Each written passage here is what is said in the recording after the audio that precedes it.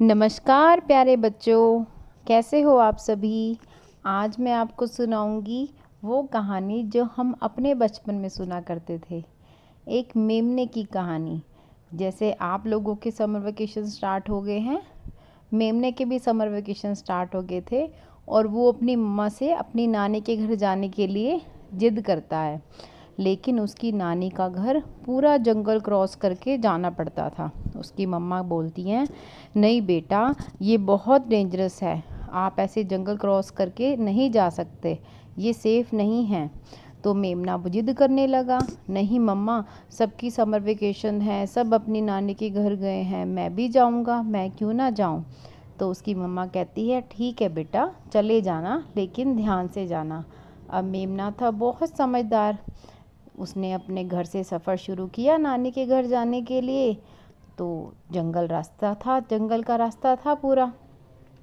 अब सबसे पहले उसे जंगल में मिली लोमड़ी। लोमड़ी बोलती है, अरे मेमने, तू कहाँ जा रहा है? मैं तुझे जाने नहीं दूंगी, मैं तुझे अपना भोजन बनाऊंगी। मेमना बोलता है, मैं अपनी नानी के घर जा रहा हूँ, वहाँ मैं दूध मलाई खाऊंगा, मोटा होके आऊँगा, तब आप मेरे को खा लेना। लोमड़ी कहती है, ठीक है, तो कितने टाइम बाद आओगे? मेमना बोला, 1 महीने के बाद। फिर थोड़ा और आगे चला तो उसको आगे मिला सियार। सियार बोला, अरे ओ मेमने, कहाँ जा रहा है? मैं तुझे कहीं नहीं जाने दूंगा, मैं तुझे अपना भोजन बनाऊंगा। मेमना बोला, मैं नानी के घर जा रहा हूँ, मोटा होके आऊँगा, दूध मलाई खाऊँगा, जब आऊँगा तो आप मुझे खा लेना, तो आपको खाने में भी मज़ा आएगा। तो सियार को भी उसने 1 महीने बाद का वादा कर दिया। आगे गया तो उसे मिला भालू। भालू ने पूछा, अरे ओ मेमने, कहाँ जा रहा है? मैं तुझे नहीं जाने दूंगा। मेमने ने भालू को भी सेम वादा कर दिया कि मैं दूध मलाई खाऊंगा नानी घर से, 1 महीने के बाद आऊँगा मोटा ताजा होके, तो आप मुझे खा लेना। भालू भी मान गया। फिर थोड़ा सा और आगे चला, फिर आगे उसको मिला शेर, जंगल का राजा। उसने शेर को भी सेम वादा कर दिया और आगे चल पड़ा। अब अपनी नानी के घर पहुंचा, अपनी नानी से मिला तो उसने अपनी नानी को सारी बात बता दी। नानी उसको बोली, अभी आप जाने की टेंशन मत लो, अभी आप 1 महीना मेरे पास रहो, लो दूध मलाई खाओ और मोटे ताजे तो हो जाओ, आपकी मम्मा को पता तो चले नानी के घर से आए हैं। मेमने की नानी ने मेमने को बहुत सारा प्यार किया, दुलार किया और बहुत अच्छा अच्छा खाना खिलाया। मेमना बहुत अच्छा क्यूट सा बच्चा गोलू मोलू सा बन गया। अब आई जाने की बारी, 1 महीना बीत गया। तो अब मेमना बोला नानी को, अब मैं तो जाने वाला हूँ, लेकिन रास्ते में मुझे बहुत सारे जानवर मिलेंगे, अब मैं उनसे कैसे बचूँगा?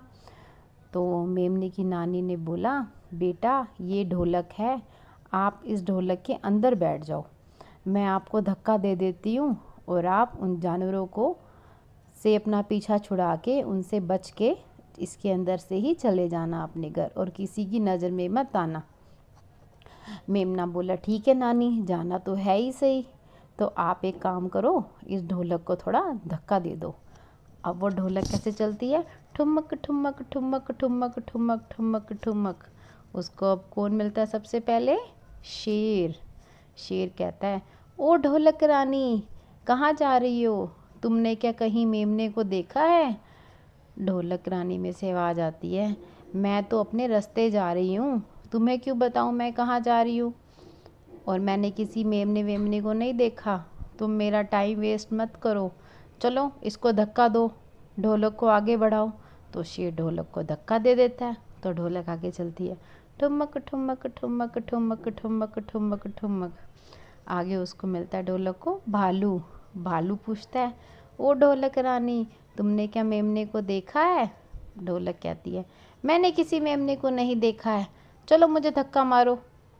तो भालू भी उसको धक्का दे देता है, फिर वो चलती है आगे, ठुमक ठुमक ठुमक ठुमक। बिल्कुल सेम वो सियार को भी बेवकूफ़ बना देता है, फिर सियार भी उसको धक्का दे देता है। अब सियार के बाद आती है चालाक लोमड़ी की बारी। लोमड़ी वेट कर रही थी मेमने कहा 1 महीने से। और लोमड़ी होती है चालाक, उसको इतनी जल्दी बुद्धू नहीं बनाया जा सकता।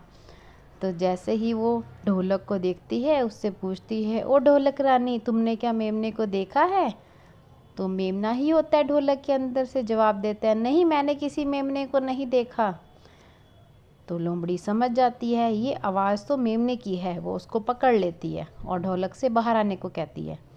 मेमना ढोलक से बाहर आता है तो लोमड़ी कहती है, तुम्हें कहाँ से खाना शुरू करूँ, आगे से या पीछे से? तो मेमना कहता है पीछे से।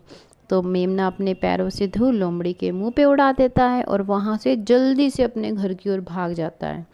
वहाँ जाकर अपनी मम्मा को सारी बात बताता है। उसकी मम्मा कहती है, भगवान का शुक्र है तुम बिल्कुल सही सलामत वापस मेरे पास आ गए। और दोनों मम्मा और बेटा खुश हो जाते हैं।